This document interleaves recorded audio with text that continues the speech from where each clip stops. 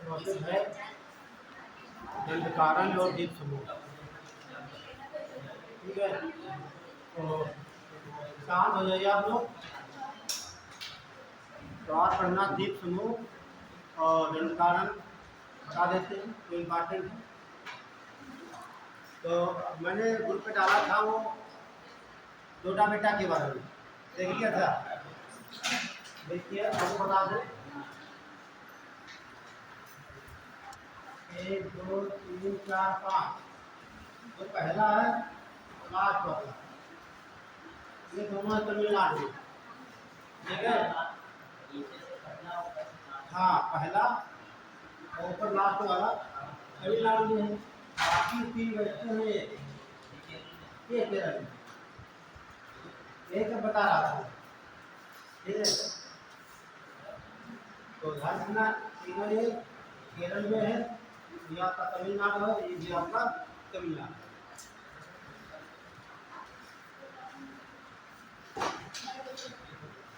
तो यहाँ पर दर्रे आपने देख लिया था, 3 दर्रे पश्चिमी घाट में है, अब पूर्वी घाट में दर्रे नहीं है। और आपने लंबाई देख लिया, चौड़ाई देख लिया। यहाँ से सवाल एक आधा पूछा जाता है। ठीक है, ये घर पर हल्की हो कोई प्रॉब्लम हो तो बता सकते हो आप बताइए, कोई प्रॉब्लम नहीं है क्या? अच्छा चलिए कोई बात नहीं। तो चलिए फिर देखते हैं राजा दंडकारण्य।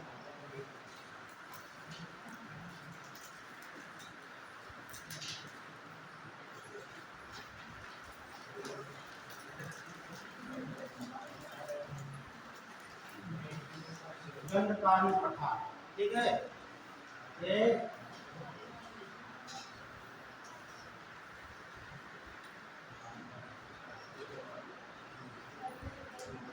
तो इसकी स्थिति है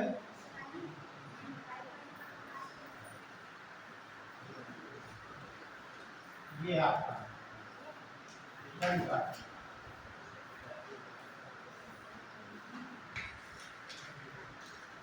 तो दंड का पठार डाल लीजिए। एक और पूछा जाता है कौन सा पठार जिसका जो है कि वर्णन रामायण में भी है ना?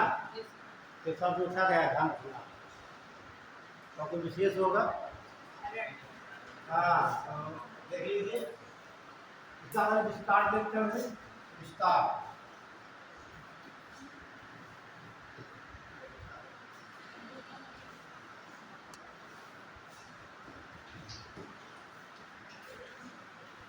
देखिए, इसका विस्तार 5 राज्यों में है। इसका विस्तार 5 राज्यों में है।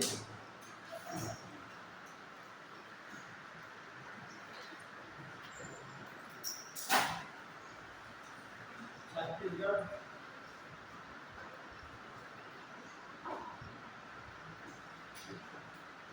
महाराष्ट्र,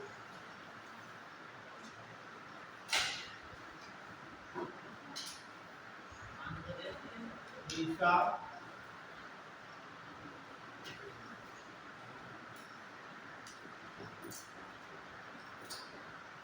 गाना, आंध्रा,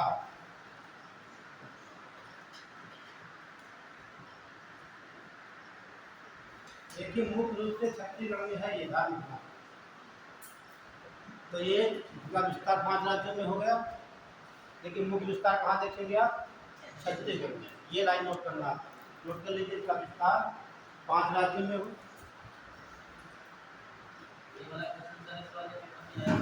इसमें आया है? हाँ, क्या पूछा गया था? स्थित है। तो यदि एक राज्य की बात करेगा तो छत्तीसगढ़ हासिल होगा, है ना? छत्तीसगढ़ है, मेन यही पर है। ठीक है, जैसे आपने देखा छोटा नागपुर का पठार, तो मेन तो आपका पड़ेगा झारखंड में। उसके आसपास जो स्टेट है वहाँ दूसरा बहुत बढ़ जाता है। तो यहाँ मेन देखेंगे आपका रहेगा छत्तीसगढ़ में, बाकी उसके आसपास जो स्टेट है तो अपना लिख लीजिए।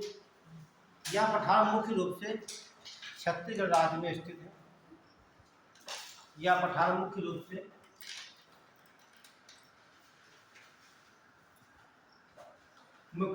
छत्तीसगढ़ राज्य में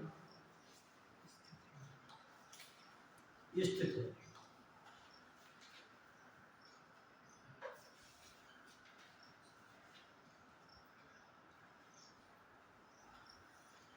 और यहाँ से नदी निकलती है इस प्रकार से, और वो गोदावरी में आके मिल जाती है। ये गोदावरी नदी है।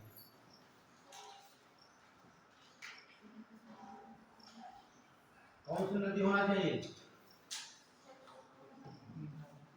इंद्रावती। तो ये नहीं नोट करना, यहाँ कहाँ मिल जाती है, ध्यान रखना। यहाँ से नदी निकलती है, उसका नाम इंद्रावती नदी है। ठीक है। और इंद्रावती नदी पर जो है एक वाटरफॉल है, उसे चित्रकूट कहा जाता है। क्या बोलते हैं? चित्रकूट।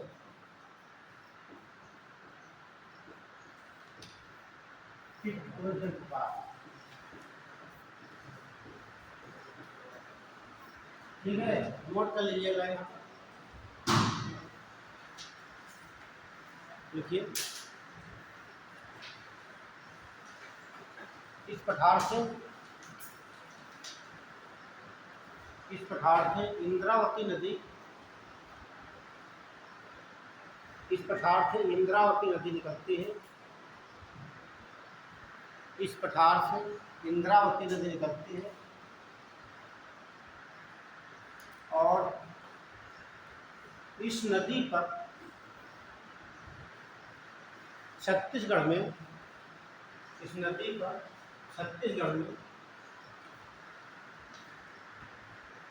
चित्रकूट जलप्रपात स्थित है। चित्रकूट जलप्रपात स्थित है।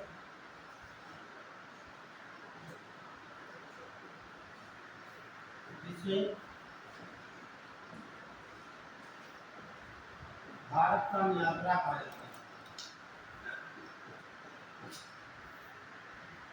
ठीक है, जिसे भारत का नियाग्रा कहा जाता है। ये जब आप पढ़ेंगे अमेरिका कनाडा के बारे में, तो वो वहाँ पड़ता है बाउंड्री पर अमेरिका कनाडा की, वो नियाग्रा। ये इसकी चौड़ाई बहुत ज़्यादा है, एक बहुत चौड़ा है, देखने में अच्छा लगता है। उसी के अनुसार उसके गुण मिलते हैं इससे चित्रकूट से। तो इसीलिए क्या बोला था, भारत का नियाग्रा। ये सवाल बहुत पूछा जाता है, भारत का नियाग्रा की जलप्रपात को कहा जाता है। तो किसे बोलेंगे हम? चित्रकूट। पड़ता कहाँ पर है? छत्तीसगढ़ में। नदी कौन सी है? ठीक, इंद्रावती। इतने फैक्ट यहाँ से पूछा है।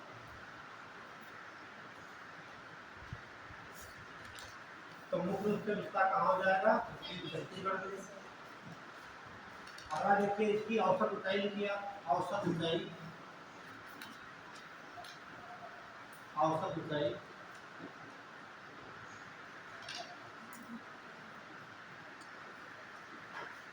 600 मीटर है। और इसका सर्वोच्च शिखर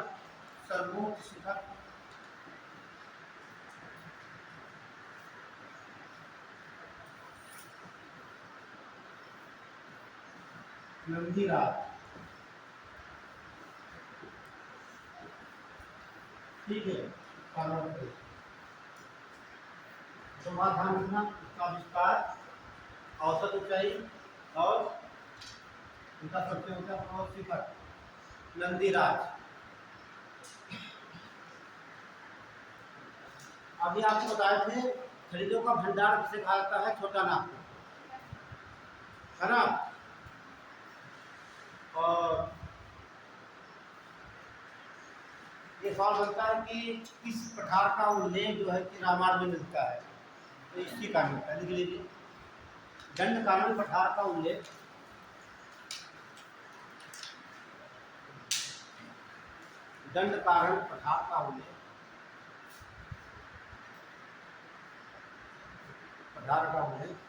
रामायण में भी मिलता है।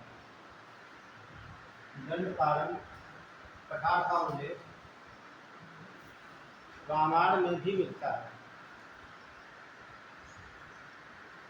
रामायण की रचना किसने की?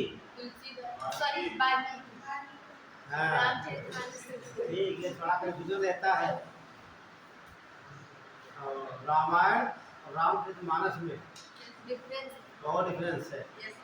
ठीक है, किसने लिखी, क्यों लिखी, इसमें क्या वर्णन है ना, किस भाषा में लिखी गई।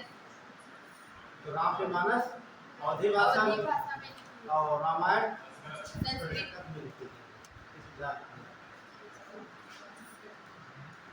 तो अगला सवाल बनता है कि इसे खनिजों का पठार कहा जाता है। नोट करिए, इसे खनिजों का पठार कहा जाता है।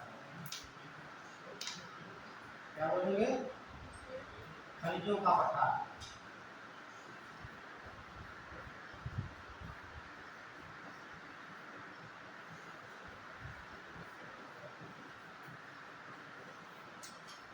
ये ध्यान रखना, इसे खनिजों का पठार कहा जाता है। जब आप पढ़ेंगे भारत का लौह अयस्क के बारे में, तो एक खान का जिक्र होता है बेलाडीला, है ना। बेलाडीला लौह अयस्क के लिए बहुत इंपॉर्टेंट खान है और छत्तीसगढ़ में पड़ती है। कहाँ पड़ती है? क्या दंडकारण्य का?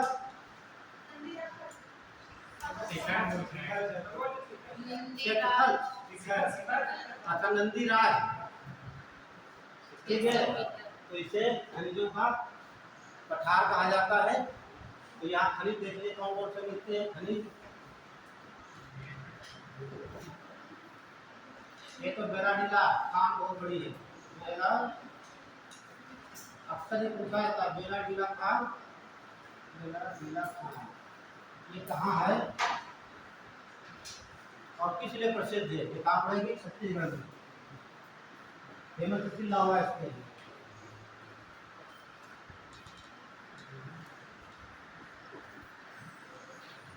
ठीक है, और यहाँ से कोयला भी निकाला जाता है। कोयला निकाला जाएगा यहाँ से।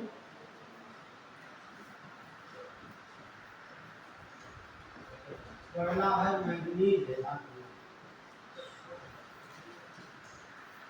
ठीक है, आज बहुत से यहाँ से खनिज निकाले जाते हैं। मेरे आपको ध्यान रखना है, नौवें जो आपका है बेलाडीला खान, ये बहुत फेमस है। ठीक है, बेलाडीला यही खान है। ध्यान रखना, जब मिनरल की बात आए, सब मिनरल 90% पठारों से निकाले जाते हैं। कहाँ से निकालेंगे? पठारों से। तो खनिजों का घर किसे कहा जाता है? पठार को। ध्यान रखना, house of mineral known as पठार, राइट टू। ध्यान रखना, कहीं पूछाता है खनिजों का घर किसे कहते हैं। आपने देखा है खनिजों का संग्राम बहुत बड़ा कहा गया, यूनिवर्सिटी ऑफ इंडिया बोला गया छोटा नागपुर को, इसे कहा गया खनिजों का पठार। ठीक है, इसकी लोकेशन ध्यान रखना आपको, रामायण में उन्होंने इसका किया गया है। तो ऐसे था आपको लिखा दिया है। अगला डाल लीजिए, उत्तर का विशाल मैदान। यूपीएससी सवाल यहाँ से पूछता है, उत्तर का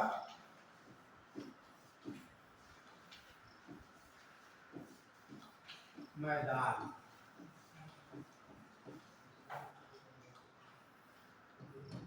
जब उत्तर का मैदान की बात करेंगे तो पंजाब हरियाणा जाएंगे। ठीक है, तो गंगा के मैदान की बात करेंगे या उत्तर के विशाल मैदान की बात करेंगे तो गंगा का मैदान करेंगे, जहाँ पर इस समय हम लोग बैठे हुए हैं। हाँ, हिंदा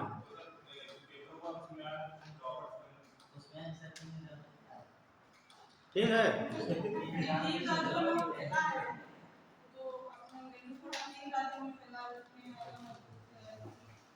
देखिए, मैंने आपको स्टील प्लांट बताए थे 4, हिंडाल्को, हिंडाल्को, बाल्को, माल्को, नाल्को। तो हिंडाल्को जो है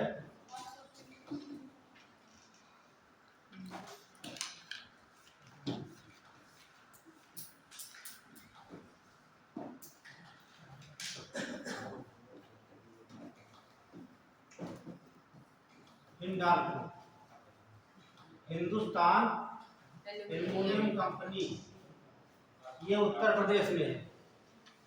ठीक है, और कहाँ है? सोनभद्र में। और सोनभद्र कहाँ पर? हाँ, रेणुकूट में है। तो ये नहीं था, रेणुकूट दिया था उसमें आपको?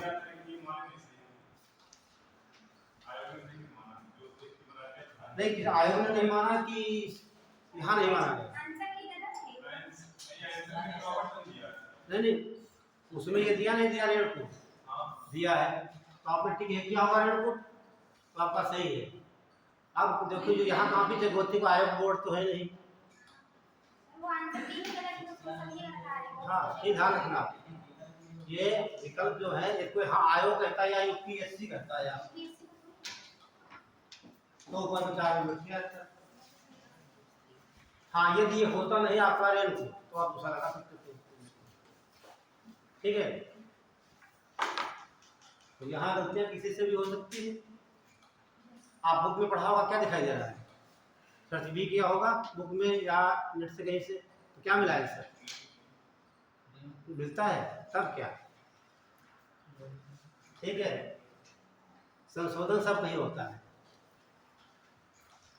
चलिए, ठीक हो। तो आपको बताया थे 4, हमेशा अक्सर यहाँ पर पूछा जाता है। ये तो बहुत आसान पूछा गया था। ये पूछेगा हिंडाल्को जो स्टील प्लांट लगाया गया है, एल्युमिनियम प्लांट, किसके सहयोग से लगाया गया है? आपको एक चीज बताया होगा, यूरेक, URE, ठीक है। सबसे पहले आपको बताए थे हम हिंडाल्को USA से है। दूसरा आपको बताए थे हम, नहीं, प्लांट का नाम बताइए मुझे। आप बाल्को बताए थे, बाल्को रूस से। फिर आपको मार्को बताए थे हम, ठीक, मार्को इटली से था। लास्ट बताए थे नार्को, मार्को फ्रांस के सहयोग से लगाया गया। ये सवाल बहुत कठिन हो जाता है। ठीक, और मिलते जुलते हैं नार्को, बार्को, मार्को। ठीक है, ध्यान रखना, अपना यूपी और बस रहेगा। ये ध्यान रखना, ठीक है। क्रम से याद रखोगे तो कोई समस्या पे नहीं।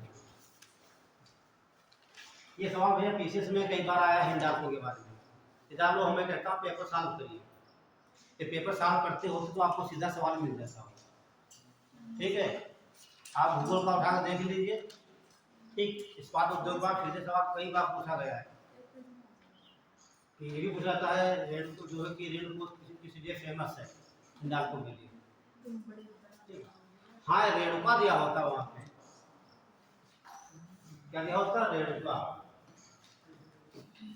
तब आपका कंफ्यूजन हो जाता है।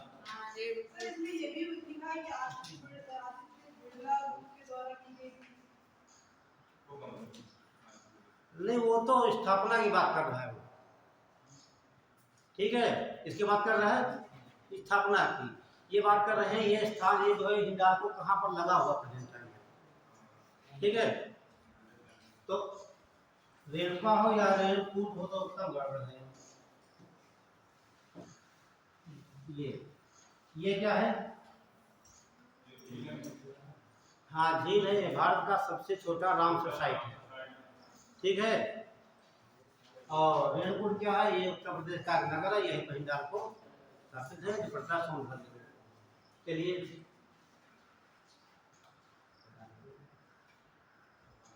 तो जो लिखाए हैं तो बोले फैक्ट 100% है, वो नोट कर लीजिए। ठीक, और जो आपको लिखाते हैं हम, और उसके बाद हम रिवाइज भी करते रहते हैं। कोई वहाँ पर संशोधन होता है, अगले दिन आपका संशोधन भी करा दिए। कौन सा? हाँ, तो गूगल की बात मानते हो? गूगल बहुत गलत दिखाता है।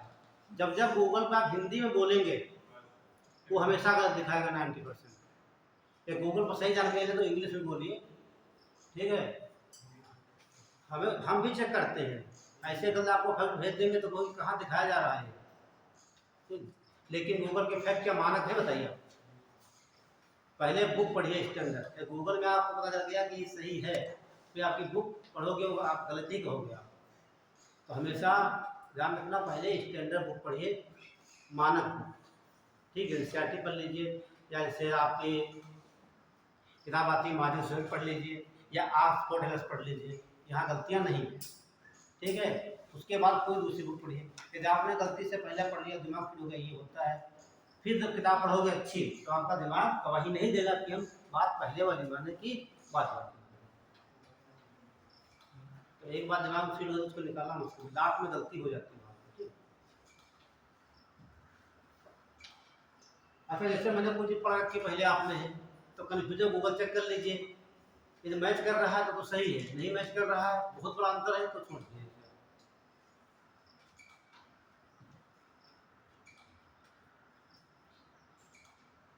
तो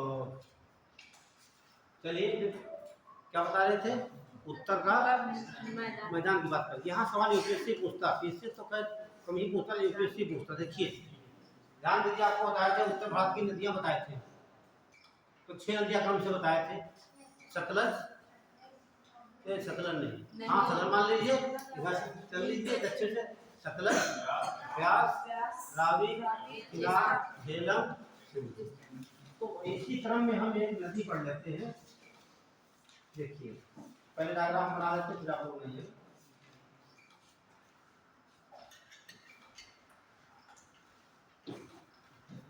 डायग्राम से ही क्लियर हो जाएगा, तो हम आगे बढ़ो।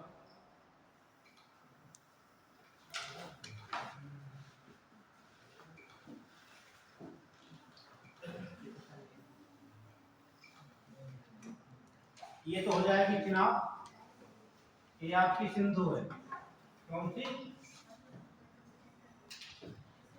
सिंधु हो गई, और उसके बाद ये आपकी हो जाएगी, ये झेलम हो जाएगी, और एक हो जाएगी रावी, और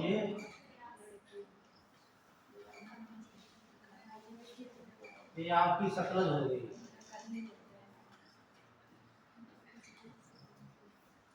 और इसकी एक सहायक नदी है, ये हो गई व्यास। ये समझ में आ रहा है कि सिंधु नदी, झेलम नदी, चिनाब नदी, रावी नदी, व्यास नदी, सतलज। एक क्रम हो गया उत्तर से दक्षिण, दक्षिण से उत्तर। इनके बीच में जो मैदान बने, ठीक, जब दो नदियों के बीच का मैदान बनता है, उसे कहा जाता है दो आप। क्या बोलते हैं, दो आप मीन्स क्या होता है, नदियां। आप मीन्स क्या होता है, ये अरबी हो या फारसी शब्द हो, ठीक, आप में नदियां दो में दो नदियों के बीच के स्थान को दो आप कहा जाता है। और यह उपजाऊ भूमि होती है, क्योंकि इनके अवसादों से मैदान बने। ठीक, यही पूछा जाता है कि पूछेगा सिंधु और झेलम के बीच के मैदान क्या कहा जाता है, इनके बीच के क्या कहा जाता है। ठीक, तो आपको ट्रिक बता देते हैं, हमेशा लिख लीजिए। ठीक, तो लिखा जाता है, इन नामों से लिखाता है। ठीक है, तो इसे बोलते हैं सिंधु सागर। क्या बोलेंगे, सिंधु सागर का मैदान। तो कहाँ पड़ेगा सिंधु सागर का मैदान, झेलम नदी और सिंधु नदी के बीच का जो मैदान, उससे क्या बोलेंगे हम, सिंधु सागर का मैदान। अब देखिए यहाँ सी जे लिखा है, ठीक, क्या बोलेंगे, चिनाब और झेलम, चा जा चा जा, इसे बोल देंगे चार का मैदान। आर सी रचना, क्या बोलेंगे, यहाँ समझोगे, वैसे भूल जाओगे हमेशा, रचना, तो ये हो जाएगा रचना, रचना का मैदान। फिर है देखो बी आर, बारी, बी आर बारी, तो ये बारी आपका हो गया, बारी का मैदान। फिर है बी चार, बीस, ठीक, क्या बोलेंगे, बीस, ये लिस्ट का मैदान हो गया। तो ये 5 मैदान बनते हैं, यूपीएससी बहुत पूछता क्रम से पूछेगा। देता है उत्तर से दक्षिण और दक्षिण से उत्तर। इन मैदानों के नाम पूछता है, या पूछता है कि किन दो नदियों से कौन सा मैदान बनता है। ठीक है, ये ध्यान रखना, ये इतने मैदान बनकर तैयार हो जाते हैं। तो एक मैदान का आपका ये बन जाता है, बना लीजिए आप फटाफट, ये मैदान आपका हो गया।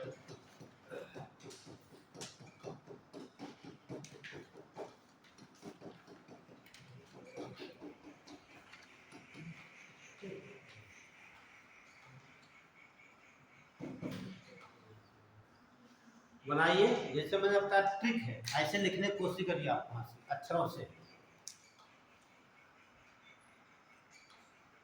सिंधु नदी नाम तो पता आपको है,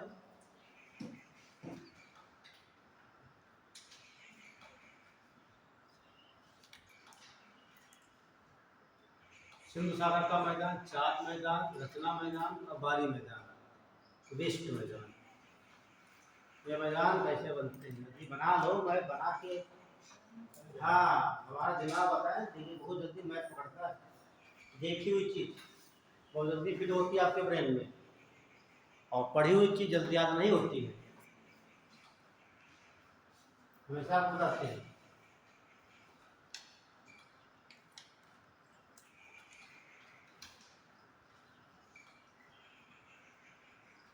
और मैं बनाया वही क्लास में, यहाँ तो अंडर प्रेशर रहता है ना, क्लास में लोगों का और टीचर का, पड़ोसी हमारा देख रहा है कैसा बना रहे है ना, ध्यान रखना।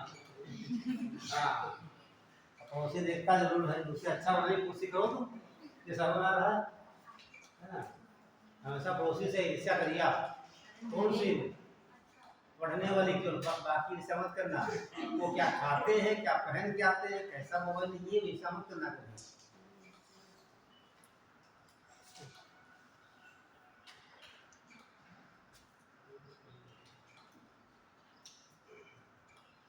यही आपका कंपटीशन हो गया, ठीक है, ईर्ष्या ही कंपटीशन है।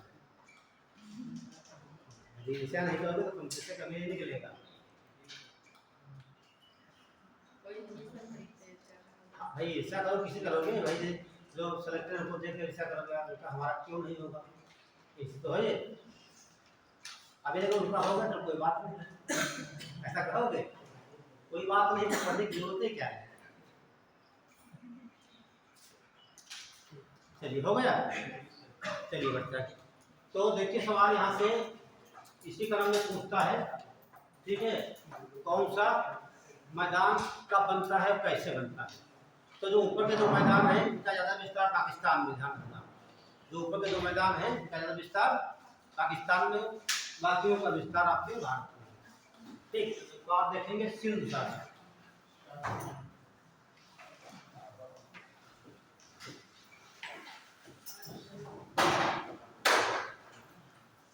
सिंधु सागर का मैदान जो बनेगा, किससे बनेगा,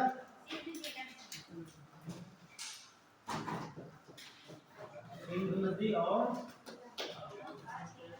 झेलम, इन दो झेलम से बनेगा। दो नंबर देंगे, चार मैदान, ये बनेगा चिनाब,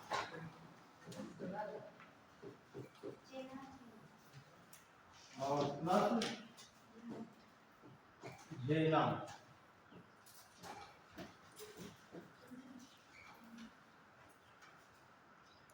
तीन पर बनेगा आपका रचना मैदान, एक आया तो बनेगा, हाँ ये बनेगा रावी रचना।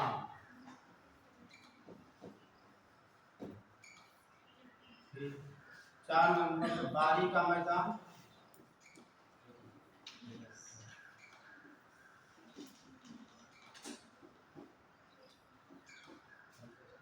बनेगा बारी का व्यास रावी। लास्ट बचता है पांचवा विष्ट।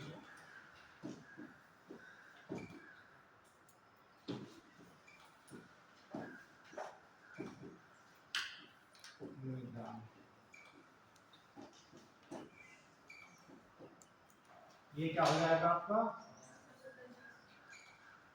सतलज प्लस व्यास।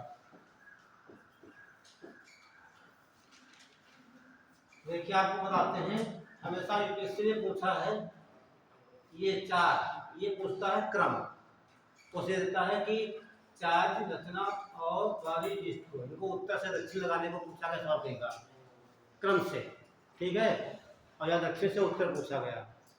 अब आप जब बनाएंगे तो ऐसे पूरा बना के ध्यान करेंगे, वहाँ कुछ गलती हो जाएगी।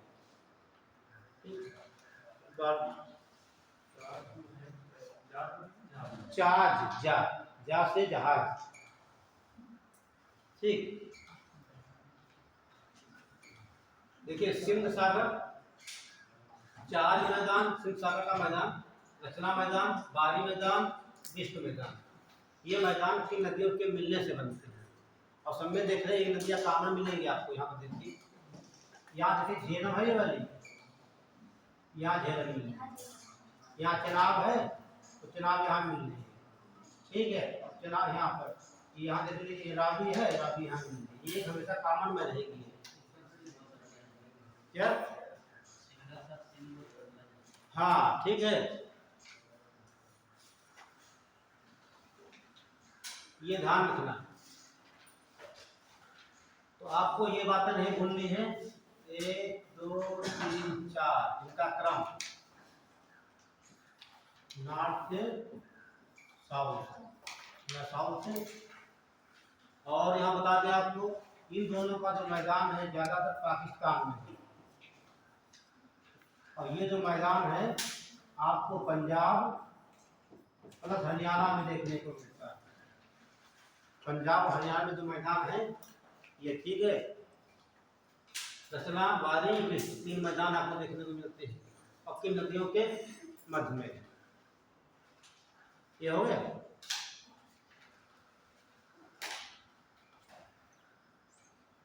ऐसे सवाल बहुत कठिन हो जाते हैं, और हो सकता है इस बार पूछा जाता है, कई बार से पूछा नहीं गया यूपीएससी में, ठीक है, अनुमान है इस बार, ठीक है, डिवाइड करके जाइएगा आप लोग। पूछने का बारी का मैदान जो कि नदियों के सहयोग से बनता है, बस, तो नदियाँ नहीं होगी आपको ढूंढ बिना। चलिए आगे बढ़ते हैं, ये तो आपका हो गया, फिर आगे जाते गंगा का मैदान।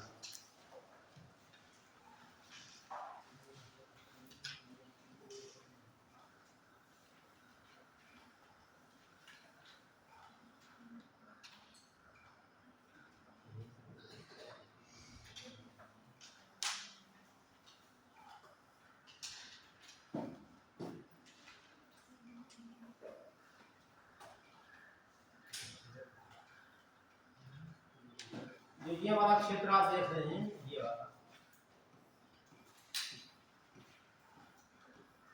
ये आपका गंगा का मैदान।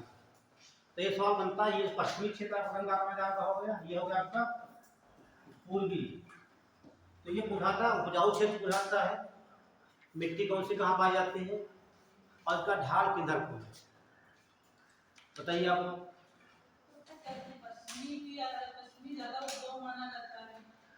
देखो हम उपजाऊ की बात कर रहे हैं, उद्योग की नहीं बात कर रहे हैं, उपजाऊ भूमि की बात कर रहे हैं। ये जो नहीं, जहाँ उपजाऊ भूमि हो वहाँ पर औद्योगिकरण ज्यादा हो, है समझिए आप।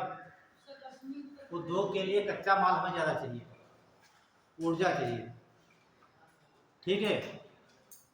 पश्चिमी क्षेत्र विकसित अपना है, ठीक, पूर्वी की अपेक्षा, पूर्वी उत्तर प्रदेश की अपेक्षा पश्चिमी क्षेत्र आधुनिक से देखो, औद्योगिकरण वहाँ पर ज़्यादा है, ठीक, शिक्षा व्यवस्था ज़्यादा है। लेकिन हमारा कहने का मतलब है उपजाऊ भूमि जो है पश्चिमी उत्तर प्रदेश में ज़्यादा है कि पूर्व में, पश्चिम में ज़्यादा है। आप बताइए।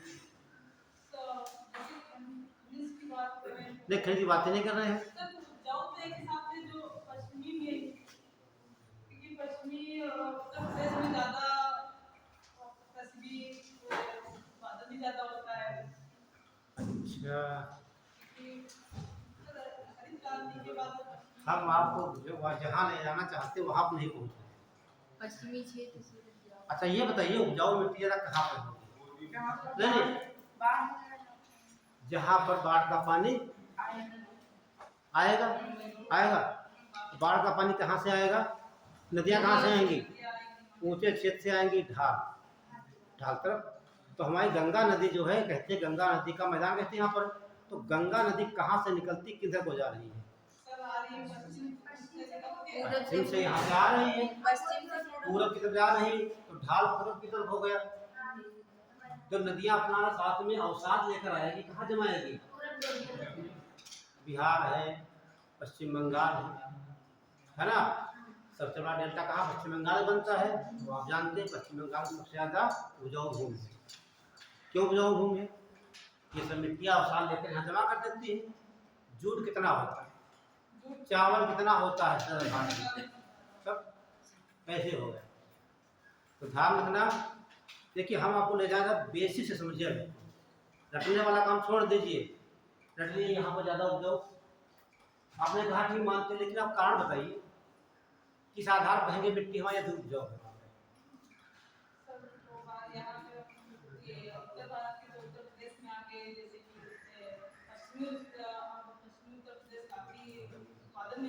विकसित है वो, सही मानते हैं वो, ठीक है। यदि औद्योगिकरण ना होता वहाँ पे, ठीक, अरे हाँ, औद्योगिक रूप से विकसित है, उद्योगीकरण ज्यादा वहाँ। क्या वहाँ जो औद्योगिक ज्यादा कहाँ लगाएंगे? जहाँ पर हमारे कच्चा माल ज्यादा होगा या मिनरल निकलेंगे ज्यादा, ठीक है। लेकिन हम बात कर रहे हैं मृदा की उपज की बात कर रहे हैं, ठीक है। जितनी नदियाँ इधर से प्रवाहित होती है सीधे बहती है पूरब की तरफ, ढाल का है, तो ज्यादा यहाँ मात्रा में ढाल होगा तो यहाँ पर जमाव नहीं हो पाएगा, तो जमाव वही होता है डेल्टा क्षेत्र में। अब यहाँ पर देखिए भाग में आप आ जाइए, ये गोदावरी नदी है, कावेरी नदी नहीं है, ये कावेरी नदी। अच्छा, ये गंगा नदी कहाँ तक जाती है? तो कहते हैं तो उत्तर का विशाल मैदान कहिए या गंगा का मैदान कहिए? बस उत्तर का विशाल मैदान कहिए या गंगा का मैदान कहिए। आप गंगा का मैदान जितना एरिया उसका है, गंगा का मैदान ही कहा जाएगा। तो गंगा का मैदान मुख्य रूप से कहाँ फैला है? ये आपका उत्तर प्रदेश, बिहार, पश्चिम बंगाल, ध्यान रखना, ठीक है। और जबकि नदियाँ निकलती है उत्तराखंड से निकलती है, ठीक है। वहाँ ज़्यादा पहाड़ी क्षेत्र, वहाँ ज़्यादा मैदान नहीं बन पाते हैं। तो कहने का मतलब जहाँ बैठे यहाँ पे, तो गंगा नदी के द्वारा लाया गया अवसाद जमा है यहाँ, ठीक है। तो ये उपजाऊ भूमि यहाँ पर, जैसे हम बढ़ते जाएंगे तो उपजाऊ की उर्वरकता बढ़ती जाती है। आप सहमत है? बताइए नहीं सहमत है? आप सहमत होना पड़ेगा आपको, है ना, ठीक।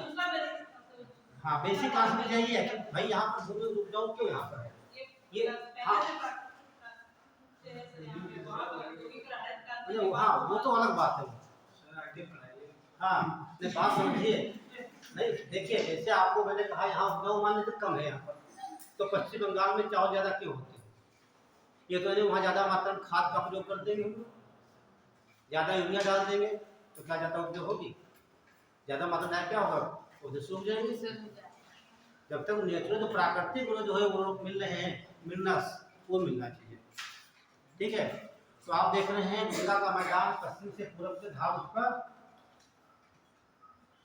ठीक है, अधिक होता रहता है। इसीलिए जो नदियां हैं गंगा का मैदान इधर से ढाल किधर ज्यादा होगा? पश्चिम के विस्तार, पूरब में ढाल उसका ज्यादा होता है। तभी नदियां अपना अवसाद ले जाकर यहाँ ज्यादातर पश्चिम बंगाल में जमाती है, और यहाँ की भूमि को अधिक होता है। क्लियर हो गया? और क्षेत्र में जो मिट्टी है उसे कहते हैं जलोढ़ मिट्टी। क्या बोलेंगे? का नाम होता है कछारी मिट्टी, और क्या नाम इसका है? दोमट मिट्टी।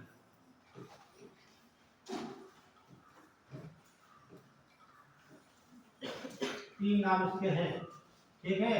और भारत में सबसे ज्यादा क्षेत्रफल भी यही फैली हुई है, 45.6%। 45 मान लीजिए। तो भारत में सबसे ज्यादा कौन सी मिट्टी है? जलोढ़ मिट्टी, ठीक है। और इसका विस्तार कहाँ मिलेगा आपको? यूपी, बिहार और वेस्ट बंगाल। ठीक, आप देखते हैं जैसे बढ़ते जाएंगे इधर इधर उपज ज्यादा होती है यहाँ पर। चाहे आप जूट ले लीजिए, आप इसके अलावा चावल देख लीजिए, ठीक, जो फसलें यहाँ ज्यादा मात्रा, क्योंकि यहाँ पर उपज ज्यादा पाई जाती है। 2-3 पर नोट कर लीजिए। देखिए जब तक बेसिक नहीं समझेंगे आप, ठीक है, तब तक आपके समझ में आ तो जाएगा, लेकिन एग्जाम हाल में वहां पर आप भूल जाए। जैसे कोई क्वेश्चन आए उसका कारण समझने की कोशिश करना, ऐसा क्यों है। और जैसे सोचो कि आपका दिमाग कभी पढ़ा तो क्लिक कर जाएगा कि हाँ ये बात हो सकती है। तो डाले हुए गंगा का, हाँ, गंगा का मैदान या उत्तर का विशाल मैदान, तो कुछ पर नोट कर लीजिए।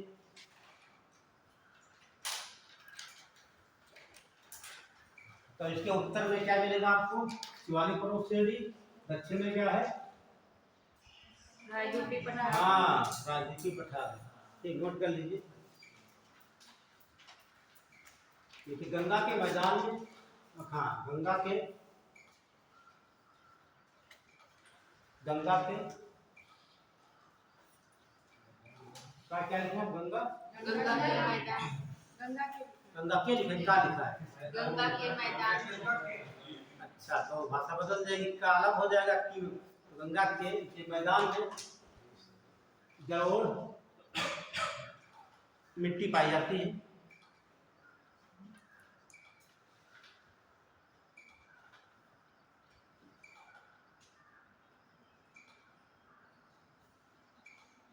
जिसका विस्तार भारत में सबसे अधिक क्षेत्रफल पर है, जिसका विस्तार भारत में सबसे अधिक क्षेत्रफल पर है।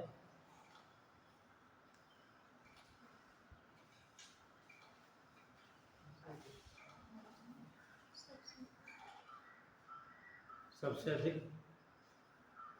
विस्तार है, हाँ हाँ।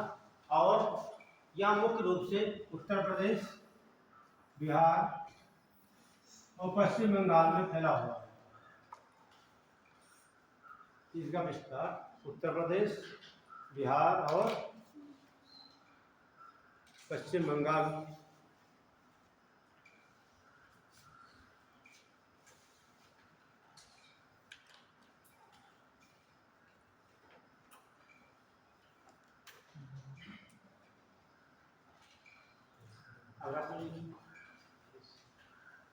इसका क्षेत्रफल 3.75 लाख वर्ग किलोमीटर है।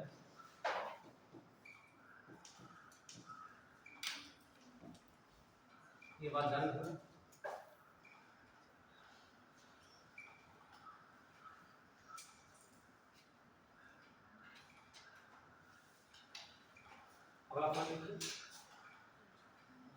गंगा का मैदान,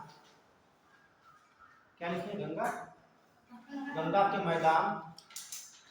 गंगा के मैदान का ढाल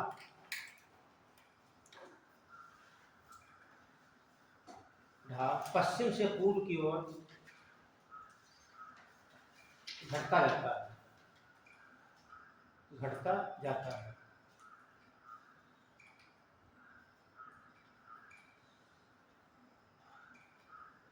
कहाँ तक घटेगा? ये पश्चिम बंगाल से, जब तक ये नदी समुद्र में मिल नहीं जाएगी। अगला पॉइंट देखिए।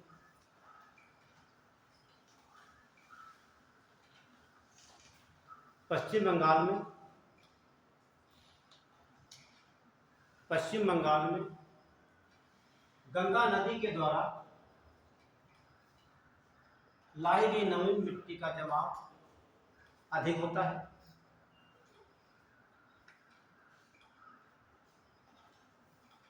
नवीन मिट्टी का जमाव अधिक होता है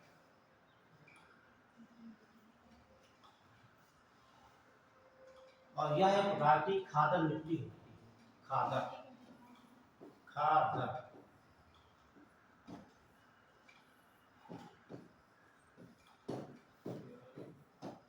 ये प्रकार की जमा होता है या प्रकार की खादर मिट्टी होती है जो कि बहुत ही उपजाऊ है।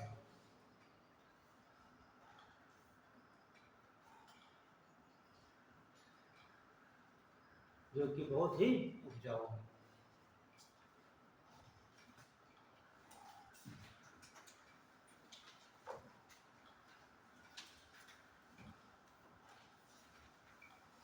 अच्छा और बताइए, गंगा के मैदान की बात करें, यहाँ किस तत्वों की कमी पाई जाएगी?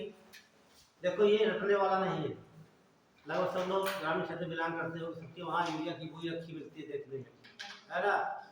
और ये डाली CNPK, है ना, आते हैं आप डालने खेत में कहीं नहीं तो बोलते हो खेत में NPK, याद तो नहीं आते हो, है ना। एन मीन्स क्या होता है? नाइट्रोजन, फास्फोरस, पोटेशियम, है ना। तो यूरिया तो यूरिया लगातार आती है, इसको 46% नाइट्रोजन। तो सबसे ज्यादा किसकी कमी होती है? नाइट्रोजन की। तो सवाल पूछा गया कि यूपी पुलिस पूछा गया 2000 नहीं, वो DAP होता है, डाइअमोनियम फास्फेट होता है। तो इसकी भी कमी है। देखिए ये जहाज की कमी नहीं होती, हम नहीं डालते। ये सब उत्तर कॉमन सेंस वाले हैं। जब उत्तर का जो गंगा का मैदान, उसमें तीन तत्वों की कमी होती है तो सीधे लगा ली यूरिया डाली जाती है। यूरिया डालने धान भी नहीं होंगे, हमारे गेहूँ नहीं होते, ठीक है। और इसका पेड़ कर सकते हो, ठीक है। वापस डालना, फिर देखना कितना होता है, पड़ोसी की तरह उपज हो रही है। तो नाइट्रोजन ज्यादा कमी होती है, इन तत्वों की कमी पाई जाती है धान का जो डाले जाते हैं। ये सब कॉमन सेंस की बातें होती हैं, ठीक है। और इसमें कोई समझने की बातें नहीं है। तो यहाँ पे क्या कमी है? ठीक, अमोनिया कमी है, ठीक। डाइअमोनियम फास्फेट में तो कॉमन हो जाएगा वाला, ठीक है। अमोनिया कमी हो गई, नोट कर लीजिए। गंगा के मैदान में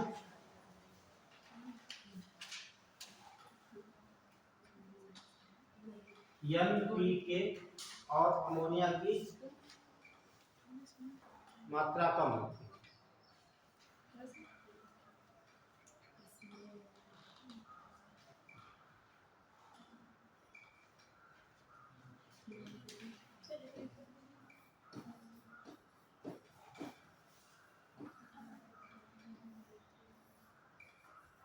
अच्छा आप देखते हैं कि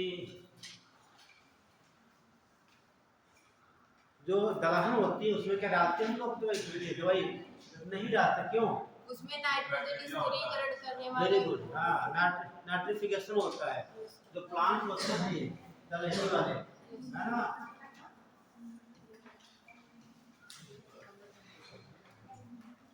ये हम कई बार आप बता चुके हैं सर। साइंस में सबसे ज्यादा, ठीक।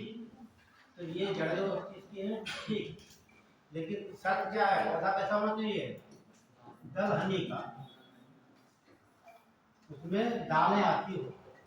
तो दालें आती है तो उसकी जड़ें जो होती है यहाँ पर गांठ-नुमा हो जाती है, यहाँ पर गांठें पाई जाती हैं ये वाली। और इसमें होते हैं बैक्टीरिया, राइजोबियम। और जो बरसात होती है जो नाइट्रोजन ये वायुमंडल की है ये आ जाती है यहाँ पर। तो बैक्टीरिया क्या करते हैं, जो नाइट्रोजन है वायुमंडल की, नाइट्रोजन को बदल देते हैं नाइट्रेट में।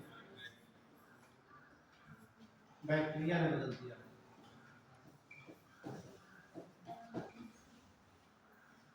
तो बैक्टीरिया ने ये पूछा था है कि जो पेड़ पौधे होते हैं वायुमंडलीय जो है कि नाइट्रोजन को किस रूप में ग्रहण करते हैं? नाइट्रेट को, ठीक है, ध्यान रखना है। तो यहाँ वायुमंडल में जानते हैं 78% नाइट्रोजन बहुत है, वो सब आ जाती है जमीन में, यहाँ पहुँचती है, यहाँ बैक्टीरिया क्या करते हैं नाइट्रोजन को नाइट्रेट में, और जो नाइट्रेट आपकी बन जाती है। बाकी तमाम प्रोसेस यहाँ होती है, नीट में पढ़ेंगे तब आप लोग पढ़ने की जरूरत नहीं है। तो इसके द्वारा मॉलिक्यूलर पूरा होता है एलिमेंट, क्यों भाई इसके द्वारा ये ऑक्सीजन हो जाती है पौधे में, ठीक। तो फिर मुद्दे बात पे डालिए द्वीप समूह, द्वीप समूह।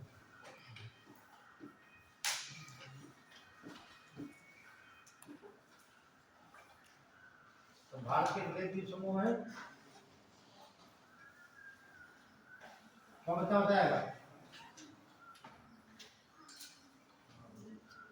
कितने द्वीप समूह है बताइए। देखिए ये जो आपका है इधर अरब सागर है, अरब सागर है, इधर आपका बंगाल की खाड़ी है ना।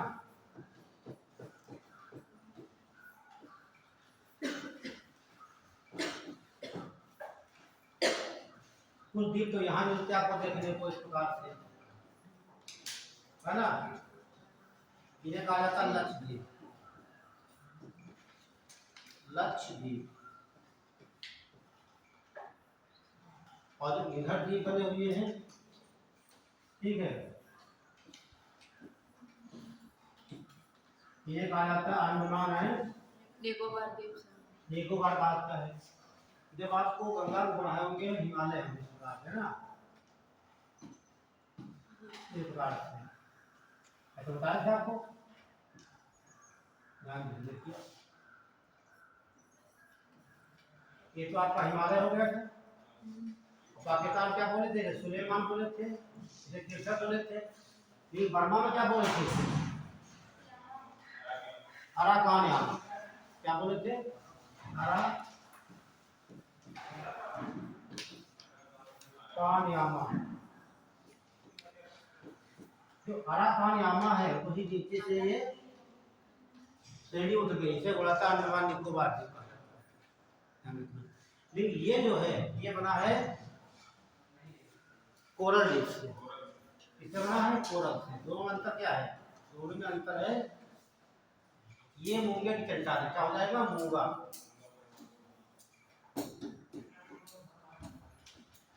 मूंगे की शैलें हैं। तो अरब सागर में जो चट्टानें आप देख रहे हैं ये वाली मूंगे से बनी है, और जो इधर देख रहे हैं आप ये अराकान यामा का ही रूप है, ठीक है। पर आप बैलेंस दिए पूरा देखेंगे भैया। और अंडमान या नदियाँ कहाँ से बाहर से आ जाती है ना। तो द्वीप है जो ये अराकान यामा का उठा हुआ भाग तो दिखाई दे रहा है, ठीक है ना। तो दोनों में अंतर ये है, ये कोरल रीफ मूंगे से बनी है और ये अराकान यामा का ही रूप ये वाला है, दोनों डिफरेंस हो गया। और मूंगा बनते हैं इससे, आप तो दो जन के बायोलॉजी पढ़े होंगे तो ये पढ़ते हैं सिलिंटेटा फैमिली होती है, बड़ा सिलिंटेटा। उसमें जो एनिमल होते हैं उसकी बॉडी किसकी बनी होती है? कैल्शियम कार्बोनेट की बनी होती है ना। जब वो मर जाते हैं जमा होते जाते हैं धीरे धीरे, वो चट्टान का रूप ले लेती है, तो ये बन जाती है मूंगी चट्टान या कोरल रीफ। ऐसे इसी प्रकार देखते हैं विश्व की सबसे बड़ी मूंगी चट्टान जो है ग्रेट बैरियर रीफ है, जो ऑस्ट्रेलिया के पूर्व में पड़ती है, पीसेस में सवाल पूछा गया 2023 में, ठीक है। तो दो समूहों के बारे में पढ़ेंगे यहाँ पे, ठीक है। तो बना लीजिए, फिर हम आगे एक पढ़ लेते हैं।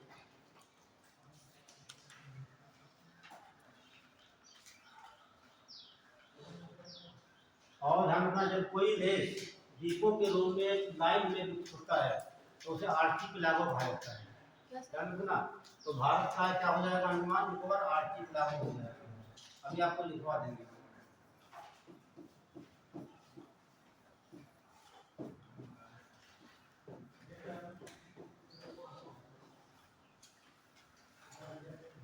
जब कोई देश द्वीपों के रूप में होता है लेकिन लंबी कतार हो, जैसे इंडोनेशिया देखते हैं आप, जापान देखते हैं, है ना, क्या है एक कतार के रूप में।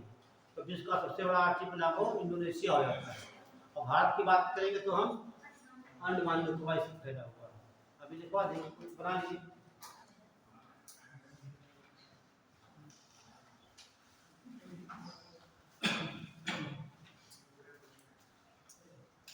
हो गया?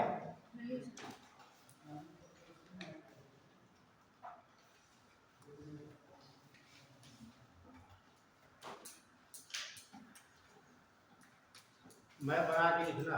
अब ये नहीं कहना मैं बनाना नहीं आता है ना। अब सब सही बनाया तुमने।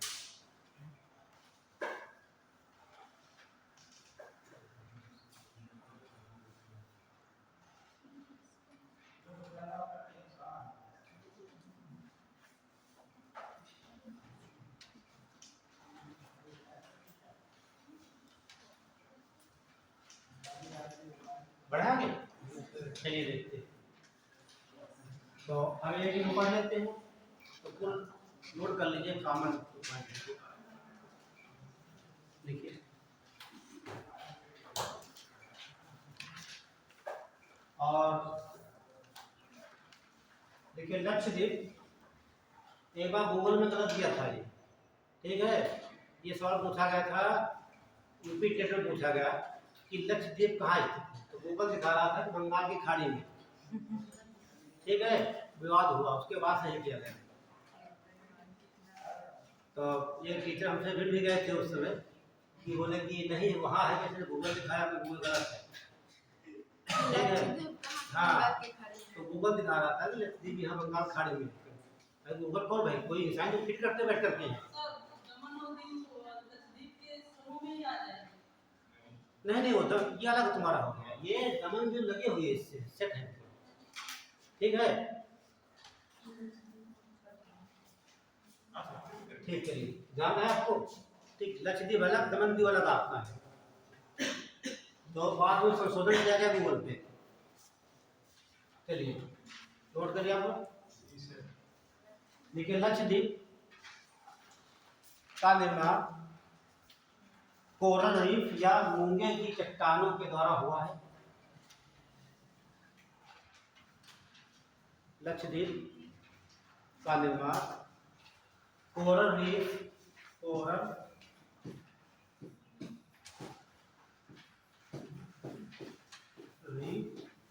या मूंगे की चट्टान के द्वारा हुआ, जबकि अंडमान निकोबार द्वीप समूह का निर्माण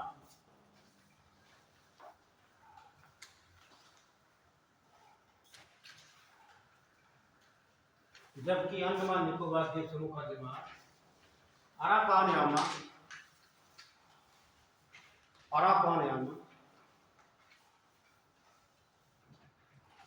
श्रेणी से हुआ है। अराकानयामा श्रेणी से हुआ है। और जानते अराकानयामा आपका हिमालय का भाग है, ये बात जानते हैं। किसका भाग है? हिमालय का। अगला पॉइंट देखिए।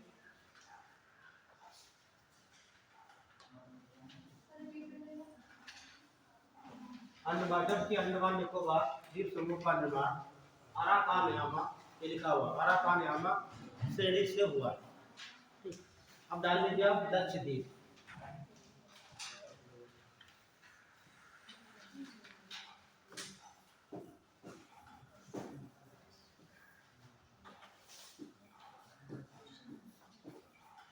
लक्षद्वीप हम देखेंगे तो ये जो यहाँ से लगाकर काफी दूर यहाँ साथ में है, यहाँ लक्षद्वीप तो एक नहीं बहुत से 36 द्वीप यहाँ पे, कितने द्वीप है लिख लीजिए। क्या है?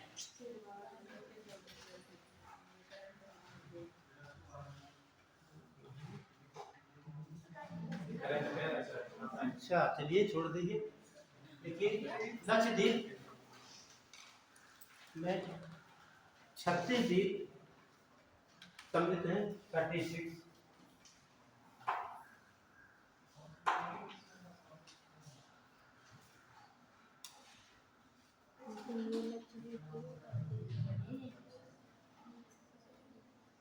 द्वीप सम्मिलित हैं।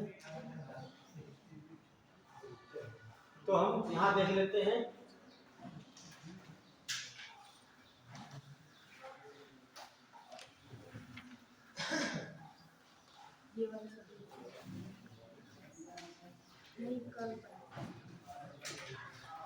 ये मालदीव क्या है, ठीक है। मालदीव हो गया आपका,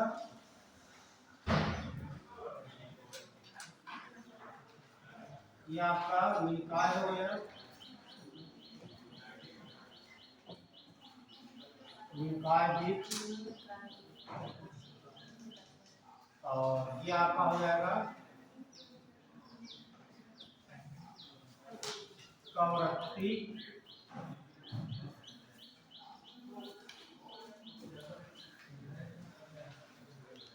यहाँ और भी द्वीप है, ठीक है, ध्यान रखना। उसके बाद आपका हो जाता है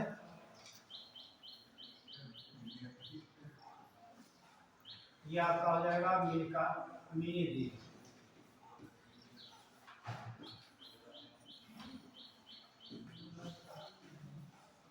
अमीनी द्वीप। एक और द्वीप छोटा सा यहाँ पे है,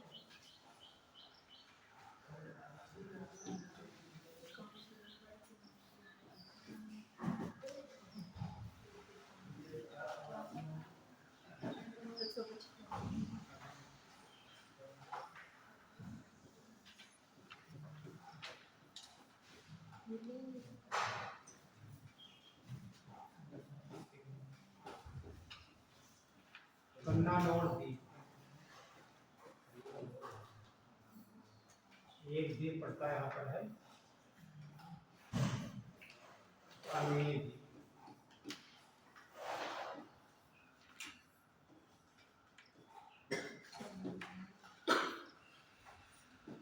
अभी थोड़ा धैर्य बनाए रखिए आप लोग, ठीक है। देखिए इस प्रकार से तो और भी तमाम द्वीप, लेकिन मुख्य द्वीप यही है। तो मालदीव, मालदीव के दूसरा है। हाँ, ये मालदीव द्वीप और मिनिकॉय द्वीप 8 डिग्री कैलविन से अलग होते हैं। 8 डिग्री अक्षांश कहते हैं। और जो मिनिकॉय कवरत्ती इसे कहा जाता है 9 डिग्री। अपमानात लगता है, ये कवर इसको हटा दीजिए, आप नहीं,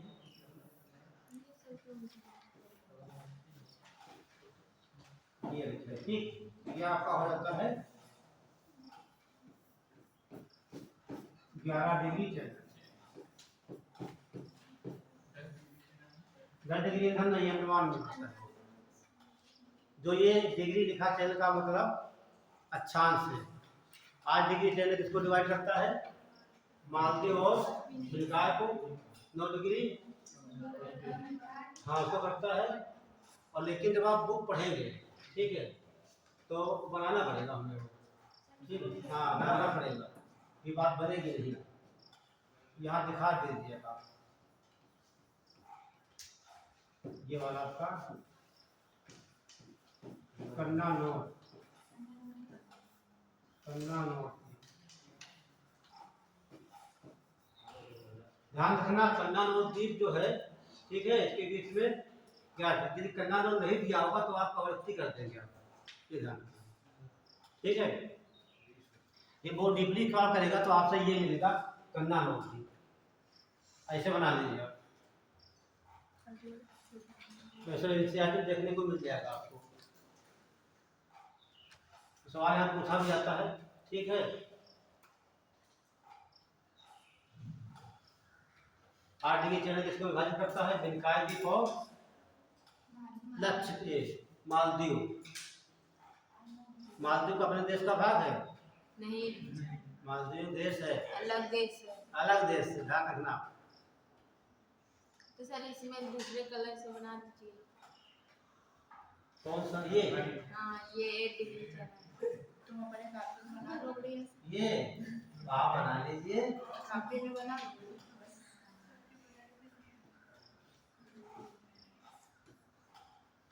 ठीक है, सुंदर सुंदर बना लीजिए, जो देखे उसको लालच लग जाए कि आपकी कापी मांगने के लिए हो, नहीं तुरंत पहुंच जाओ उसी स्थान पर। हाँ कहाँ, यहाँ मालदीव,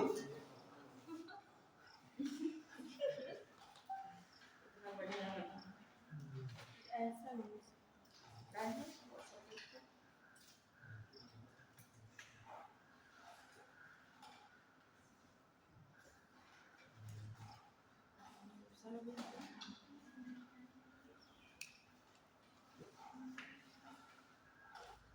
कौन दीप किसको अलग करता है, ये माने रखा है। ठीक है ना, इसलिए मैंने एक ही दीप बनाया, बाकी और भी बहुत से दीप यहाँ पे हैं। आपको 36 दीप दिखाए गए हैं, तो 36 यहीं पे सर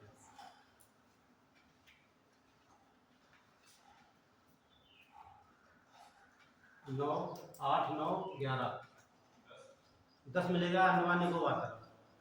वो सवाल कहेगा पूछा क्या पीसीस ने, ठीक है।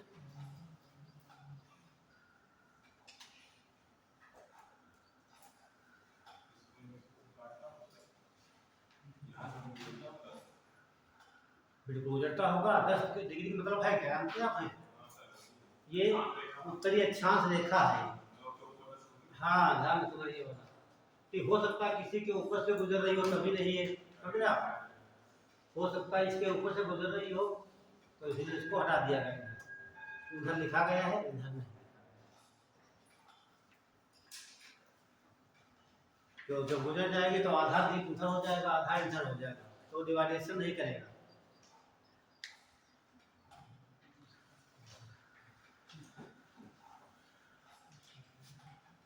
हो गया? हाँ, तो आगे वाले बच्चों को देखते हैं। हाँ, क्योंकि इसलिए जो लिखना बंद करते हैं तब अगला स्टेप स्टार्ट करते हैं। चलिए, हो गया? तो ये आपके अरब सागर के हो गए। अब डाल दीजिए अंडमान निकोबार द्वीप समूह, अंडमान निकोबार द्वीप समूह।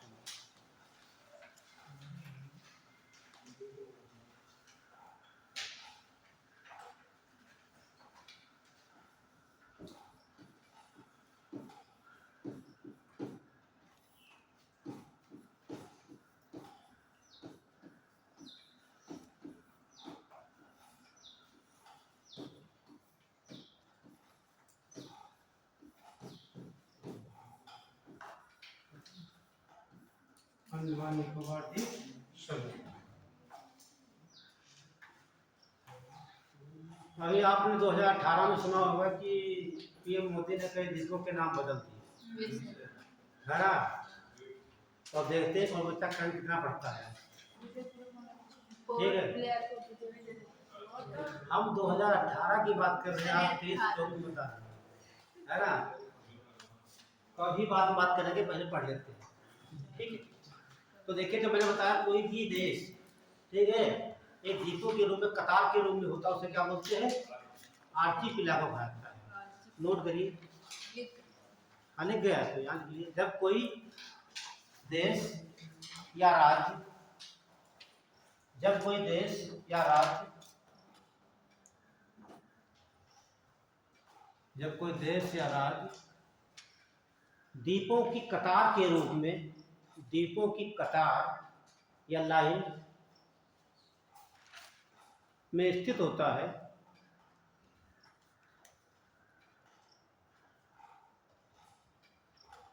तब उसे आर्चिपेलागो कहा जाता है। आर्चिपेलागो।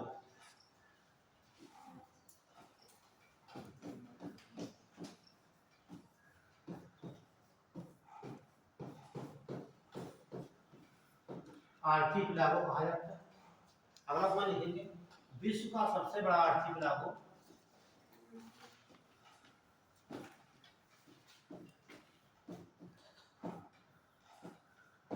इंडोनेशिया है। एक पर लिखेंगे विश्व का सबसे बड़ा आर्चिपेलागो इंडोनेशिया है।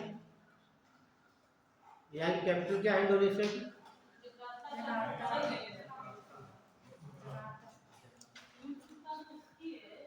आप बोलिए, नहीं रुकिए, आप बताइए नहीं।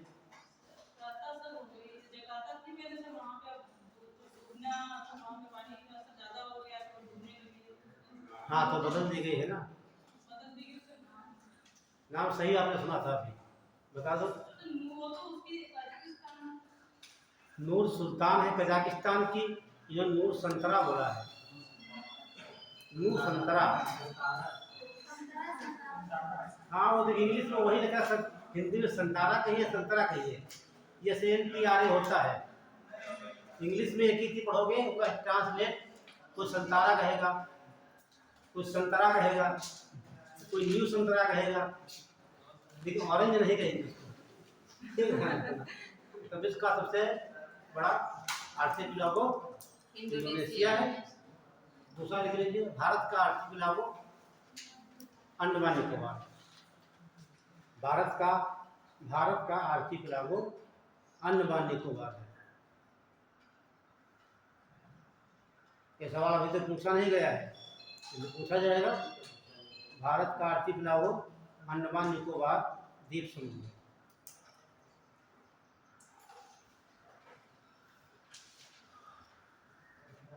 चलिए तो देख लीजिए, आप लिखिए, यहाँ कहते हैं द्वीप समूह है, लिख लीजिए। अंडमान निकोबार में 572 द्वीप हैं।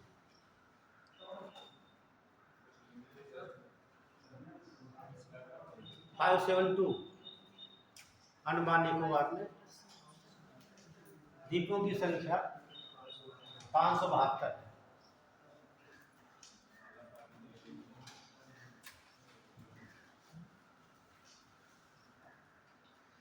लेकिन जो मुख्य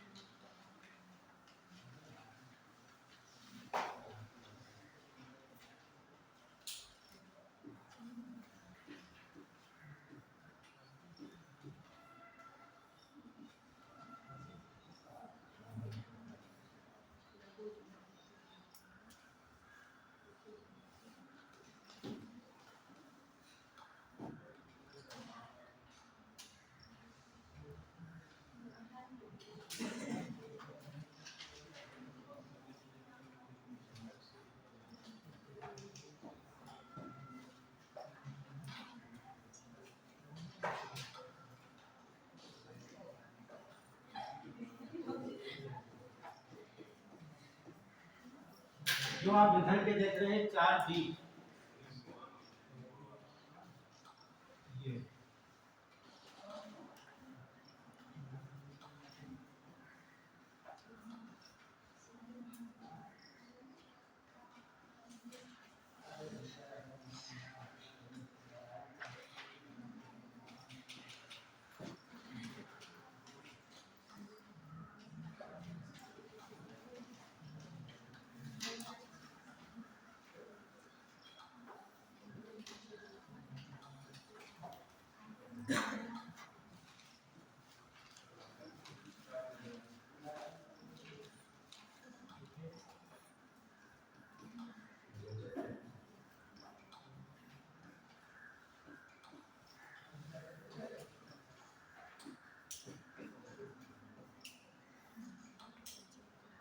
ये जो देख रहे हैं इसके बोलते हैं सुमात्रा।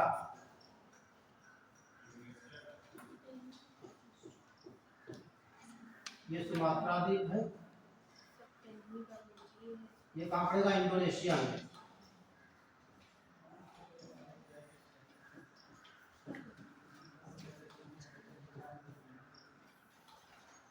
और ये पड़ेगा म्यांमार में, बर्मा में। बर्मा बोलिए, म्यांमार में। अब यहाँ देखिए, 4 जो द्वीप दिखाई दे रहे हैं इन्हें कहता है अंडमान, नीचे वाले निकोबार। ये सवाल पूछा का पीछे में, अंडमान और निकोबार को कौन सा प्लेनेट डिवाइड करता है? 10 डिग्री। ठीक है, उत्तर वाले अंडमान, तो इसे कहा जाएगा नॉर्थ अंडमान। नॉर्थ अंडमान ऐसे बोलेंगे मिडिल अंडमान। मिडिल, उसके बाद आ जाएगा साउथ, इसे बोलेंगे लिटिल। इसे बोले कार, निकोबार, कार,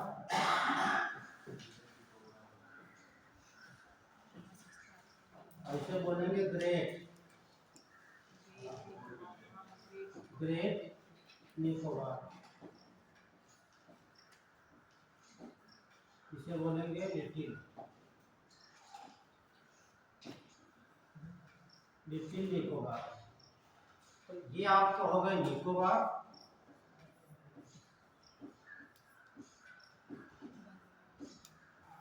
और ये आपके अंडमान, अंडमान द्वीप समूह। तो जगह रख लेना आप इसके इधर।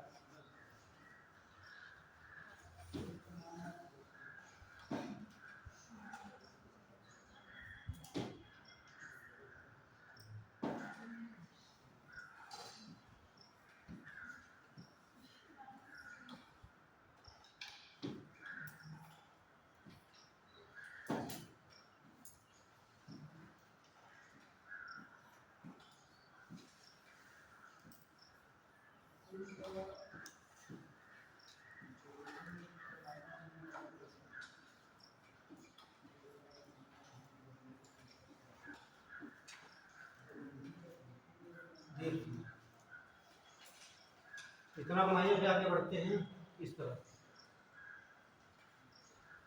एक डंकन चैनल पड़ता है यहाँ पर, बताइए डंकन चैनल, हाँ बताइए।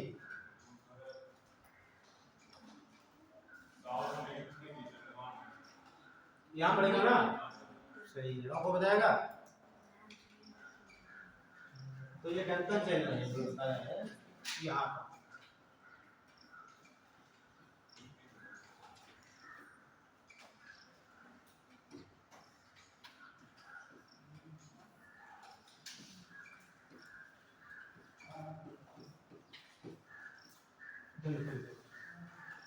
इतना बनाइए, फिर हम बताते हैं हिस्ट्री के बारे में, चालू करते हैं।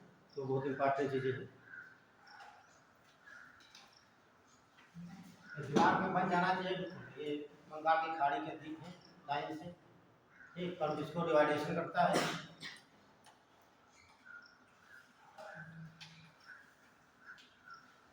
कहाँ निकोबार है, कहाँ अंडमान है।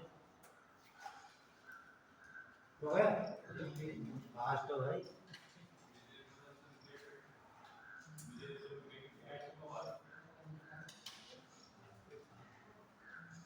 अंडमान में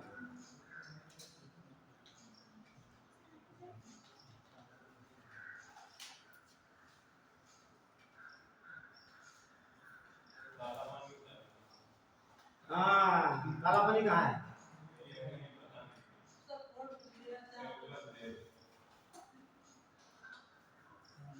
सिल्वर जेल, काला पानी अभी बता देगा। हाँ ले बच्चे,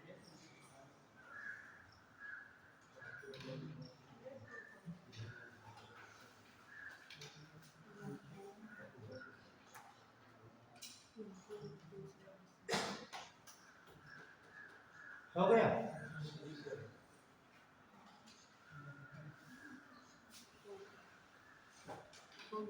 देखिए जो आपका नॉर्थ अंडमान है, नॉर्थ उत्तरी अंडमान, हाँ यहाँ पर दो चीजें, ठीक है। एक तो मुख्य चीज है, पहला पढ़ लिख लीजिए आप, हम यहाँ पे लिख पाएंगे, ठीक है। सैंडल पीक या सैडल, या से डबल डी यही सैडल पीक, 732 मीटर। ये अंडमान निकोबार की सबसे ऊंची पर्वत, सबसे ऊंचा पर्वत है सैडल पीक। और यहीं पर है नारकोंडम,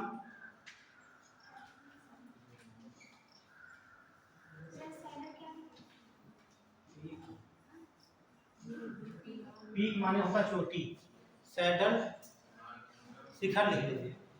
नारकोंडम में सुसुप्त ज्वालामुखी है, हाँ, गंगा भी नाम है। नारकोंडम क्या है? ज्वालामुखी है। ज्वालामुखी है। देखिए सुषुप्त है। उसके बाद देखेंगे जो मिडिल है आपका, यहाँ बैरन द्वीप, बैरन द्वीप जो दक्षिण एशिया का सबसे सक्रिय ज्वालामुखी है। जो आप लिखे हैं मिडिल में, क्या लिखेंगे आप? बैरन द्वीप। ठीक है, तो बैरन द्वीप क्या है? ये दक्षिण एशिया का सबसे सक्रिय, लिख लीजिए, दक्षिण एशिया का सबसे सक्रिय ज्वालामुखी है बैरन। उसके बाद नीचे आएंगे साउथ। यहाँ दो चीज देखने को मिलती है। ठीक है, ये तो यहीं पर है पोर्ट ब्लेयर। पोर्ट ब्लेयर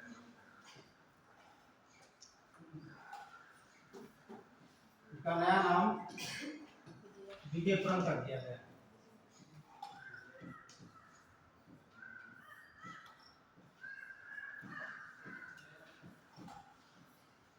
और यहीं पर है सेलुलर जेल। सेलुलर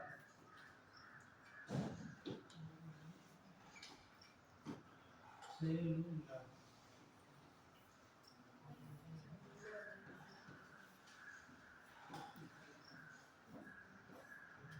ये क्या बोलते हैं? काला पानी।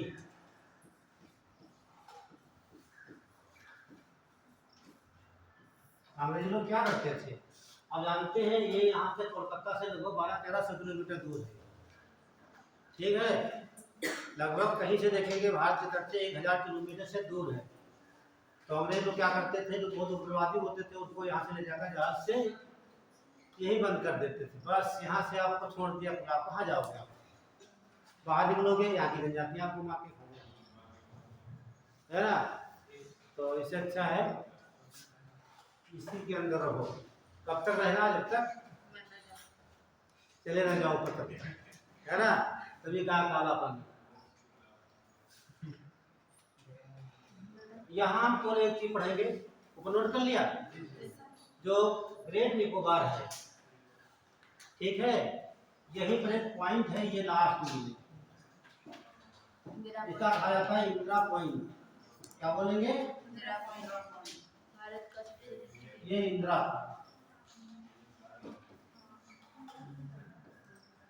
इंदिरा पॉइंट।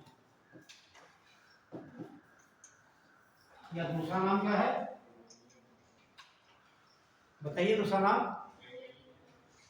पिग्मेलियन, है ना? अरे बहुत से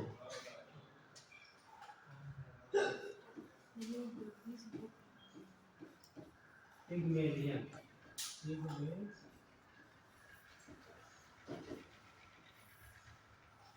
और जब 2004 में सुनामी आई, ये बिल्कुल डूब गया था। ये भारत का सबसे दक्षिणतम बिंदु है।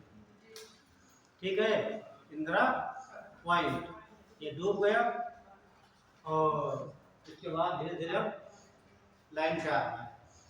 तो इसको नोट कर लीजिए। बन गया सबका?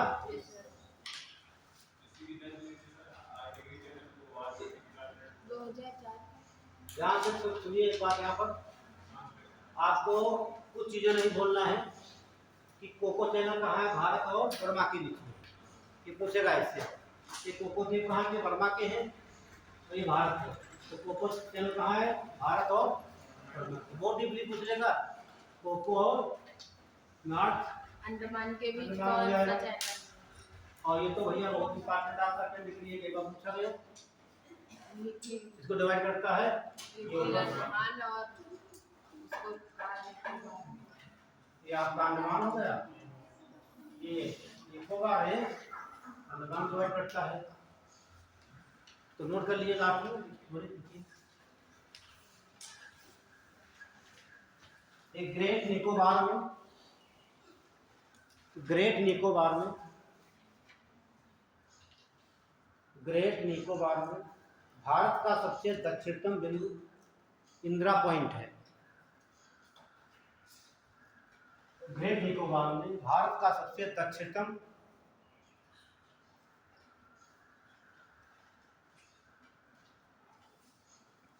ग्रेट निकोबार में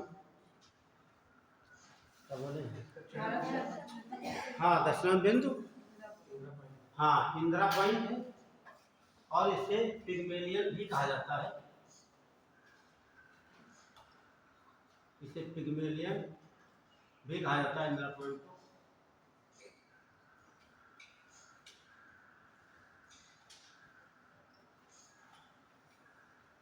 नेक्स्ट पॉइंट लिखिए।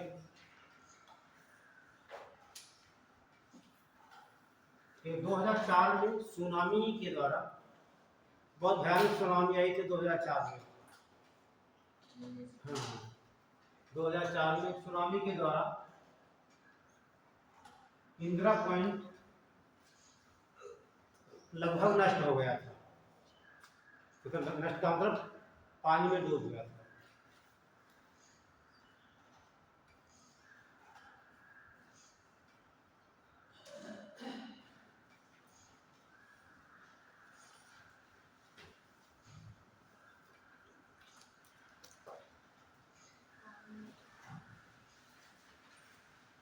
चलिए ये आपका हो गया।